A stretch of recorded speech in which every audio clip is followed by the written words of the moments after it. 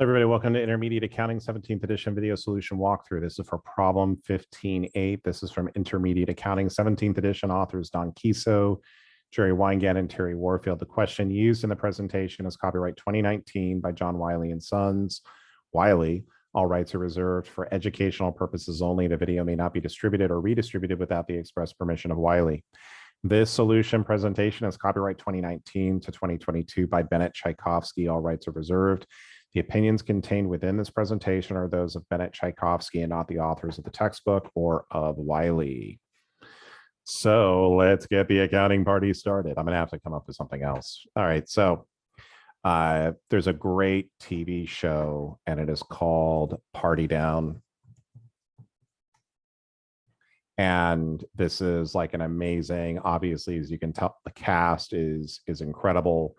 But there's are we having fun yet? That was an absolute epic, absolutely epic show.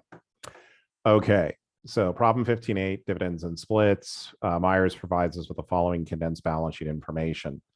For each of the following transactions, indicate the dollar amount, if any, on the following 5 items. So we have total assets, common stock,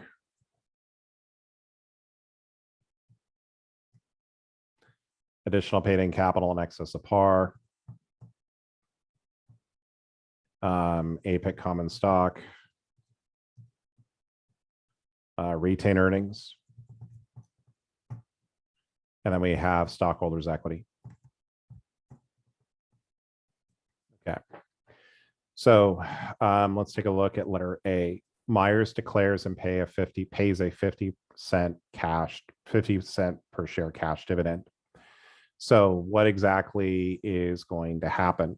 Well, the first thing we know is that in terms of the number of shares that are outstanding, it's going to be 20,000, which is their total amount of common stock at a $5 par value, means that they have a total of 4,000 shares outstanding. So if they declare and pay a 50-cent per share cash dividend, well, what happens when we pay a dividend? I'm going to debit dividends, which is going to be ultimately be closed out to retained earnings. I'm going to be I'll be crediting dividends payable on the date of declaration and then crediting cash when it's actually paid. So when we look at this over here, indicate the dollar impact on total assets. So total assets will end up being decreased by 2,000.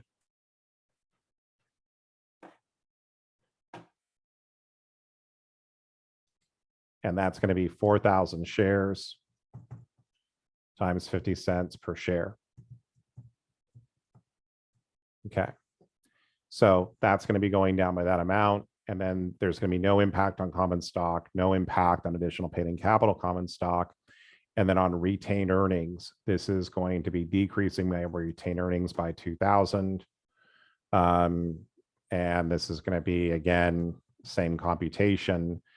And by inference, my total stockholders' equity is going down by 2,000 because that includes the retained earnings.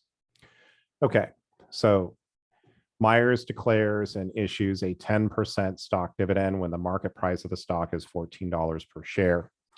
When I pay a stock dividend, a small stock dividend that's below 10, 20 to 25%, what I'm going to do is I'm going to debit stock dividends, which is ultimately going to be closed out to retained earnings.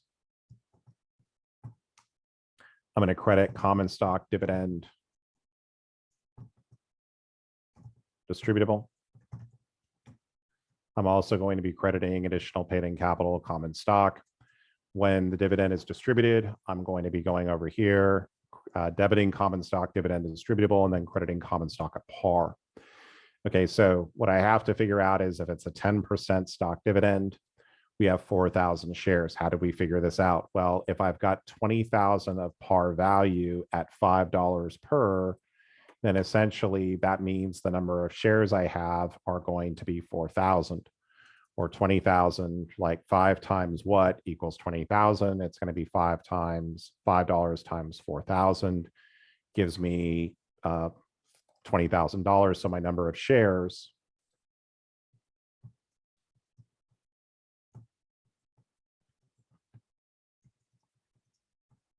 Okay. So for letter B, if I declare and issue a 10% stock dividend, what's going to happen is right over here, I'm going to multiply this. If I have 4,000 shares, if I'm declaring a 10% stock dividend, that means I'm going to be issuing a total of 400 shares.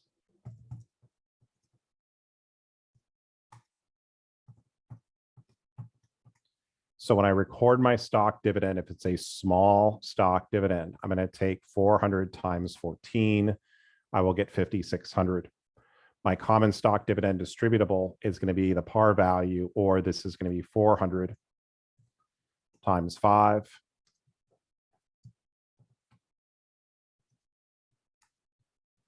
Okay, and then the rest of it's going to go to additional paid-in capital. And then over here, this is how this would be playing out. So for letter B, when I do a stock dividend, right, and we can just go ahead because all of these situations are separate. Okay, so let's go over here and look at letter B. So there's going to be no impact on total assets, right? This is really just affecting the other side of it. My common stock at par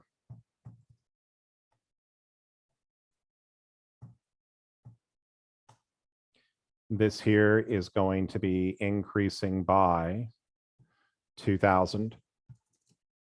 My additional paid-in capital common stock is going to be going up by 3,600. My retained earnings will be decreasing by 5,600. And then there's going to be a no effect or a zero because these three items will cancel each other out. It's essentially just going through and reshifting different items. Okay. So now we get into the next one over here. We're declaring a 30% dividend. And this is, again, what drives me bananas, right? Because why? Well, most right-minded companies, they use par values, not of $5 per share. They use par values of 0.0006. The only one that is going to be doing the only one is Berkshire Hathaway, and their shares trade for 400 grand a share. They can do whatever they want, right? But not us, right? We should never be using a $5 par value per share. Okay, so if I pay a 30% stock dividend, that is considered to be a large stock dividend. So what I'm going to do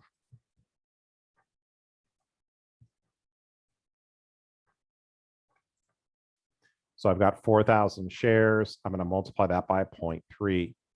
So my stock dividend percentage. So my total shares to be issued are going to be 1,200. So when I have a large stock dividend, I skip the additional paid-in capital. So what I'm going to do is I'm just going to go ahead and do this part over here.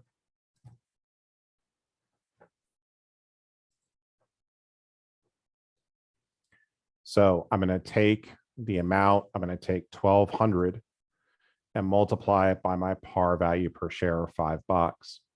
And this is what is going to get me over here. So this is going to be 1,200 times the par value per share, or $5 par value. So for this separate situation, no effect on total assets. Over here, common stock at par is going to be increasing by 6,000. No effect on additional paid-in capital common stock. Retained earnings impact a decrease of 6,000. So my total stockholders' equity goes down to 0. Or excuse me, there's no impact on total stockholders' equity. Okay, Myers declares and distributes a property dividend. Myers gives 1 share of its equity investment in ABC stock for every 2 shares of Myers Company stock held. Myers owns 10,000 shares of ABC. ABC is selling for $10 per share on the date the property dividend is declared. Okay, all right. So right over here. Just give me a moment. Okay, so in this case, right over here for letter D. So let's just go ahead and do the same thing over here. So Again, each one of these is independent. So we have a total over here of 4,000 shares. Okay, so Myers declares and distributes a property dividend. Meyer gives 1 share of its equity investment of ABC stock for every 2 shares of Myers company stock held.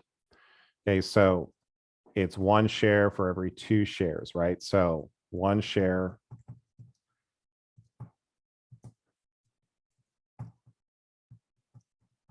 Okay, so basically, if we have 4,000 shares, it essentially means I'm going to be giving out 2,000 shares of ABC stock.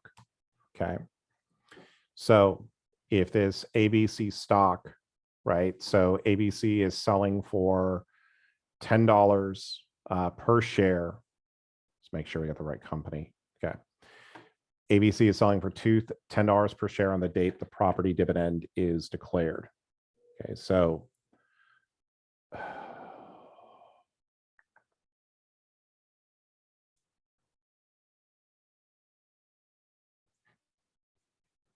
hold on. 1 share. Okay, I think what was really screwing me up was that when you look at this, okay, so the ABC stock is essentially Myers owns 10,000 shares of ABC. Now, what this doesn't say, and why this was confusing to me, is it doesn't say equity investments, 10,000 shares of ABC stock. Okay, so that's not being reflected when we're going through and doing this part. So if the equity investment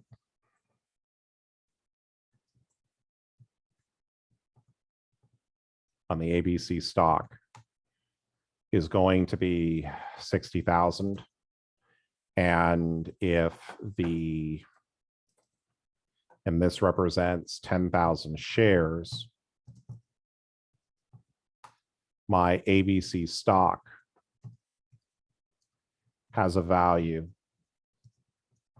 of $6 per share.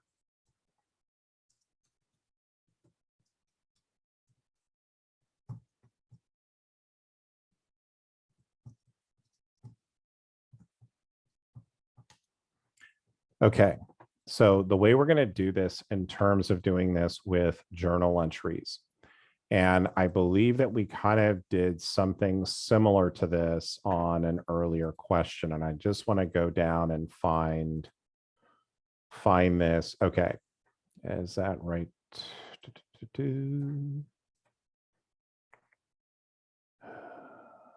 Property dividends. Okay.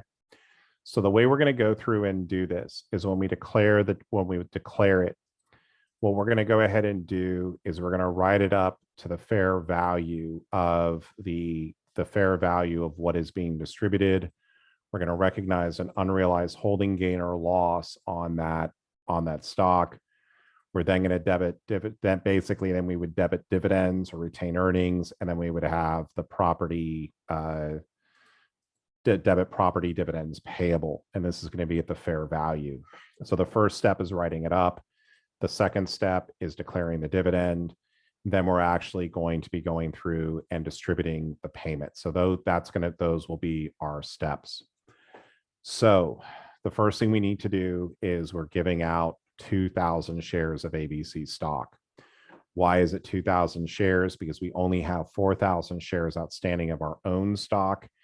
I'm giving 1 share of ABC for every 2 shares. So I'm going to be giving out a total of 2,000 shares. Okay. So right over here, the 2,000 shares of ABC. Now, what's the increase in value? I'm going to multiply this by the $10 market price minus the $6 book value. Or this is going to be a total 8,000. Okay, so the way I'm going to record this is I'm going to say over here, and let's just go back to declaration. So I'm going to basically write up my equity investment. by 8,000. I'm going to credit unrealized holding gain or loss on securities over here for 8,000. Then what I'm going to do is I'm going to say property dividend on the date of declaration or retained earnings.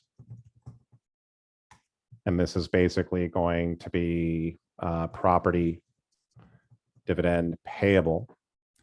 And for this, I'm going to show this at the current market price. So this is going to be 2,000 times 10, or right over here, this 2,000 times, this is going to be 2,000 times 10. This is the this is how we computed it right over here for this one. And then, so this is declaration. And then in terms of the distribution of the property, I'm going to be debiting property dividend payable, and then I'm going to be crediting the equity investment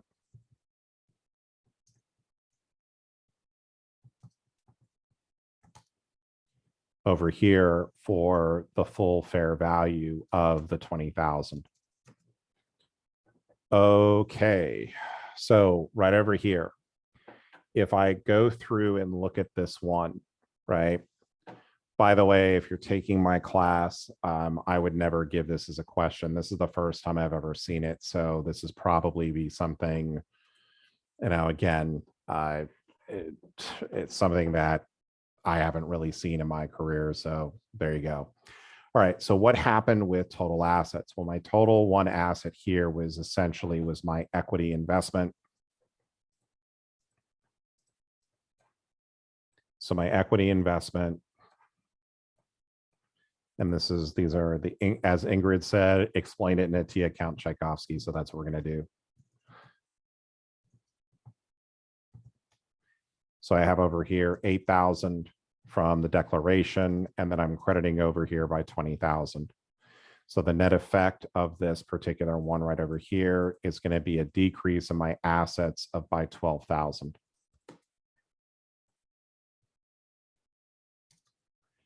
There's no impact on common stock at par. There's no impact on additional paid-in capital. In terms of retained earnings,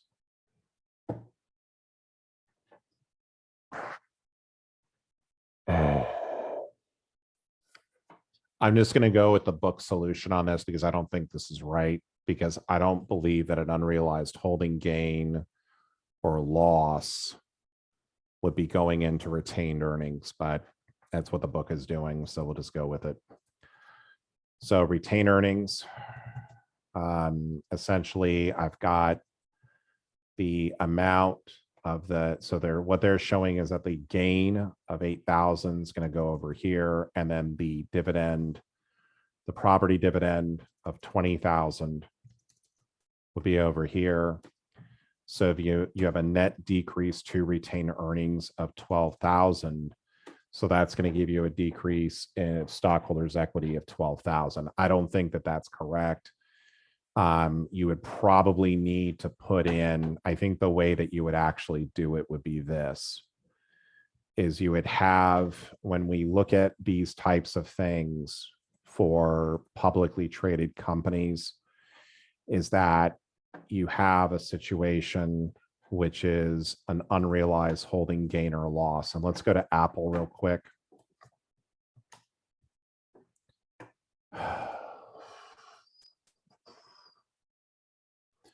So when we have Apple, and Apple is the king or the prince or the royalty or the queen of, you know, whatever you want to call it, of unrealized holding gains and losses. Why? They've got more marketable securities than anybody else. Well, if I just one of these digits, I'd be fine for the rest of my life. When you look over here at their balance sheet, let's go up here to the balance sheet, right? So you have accumulated other comprehensive income or loss. So the way that I think that the right way to show this is we'd have other accumulated comp income or loss.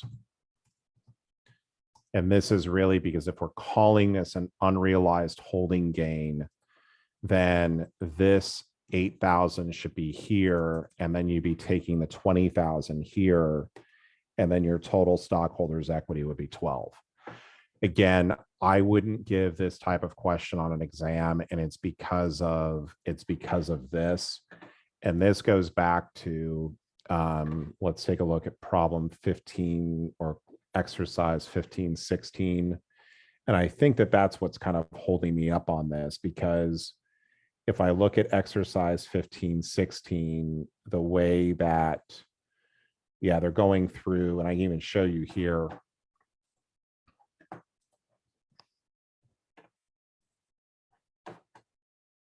So when I look at this right over here, is that when they're going through and doing this is an example of giving a property that was valued at 100,000 and now it's higher, or it basically has a 30. So you do an unrealized holding gain or loss.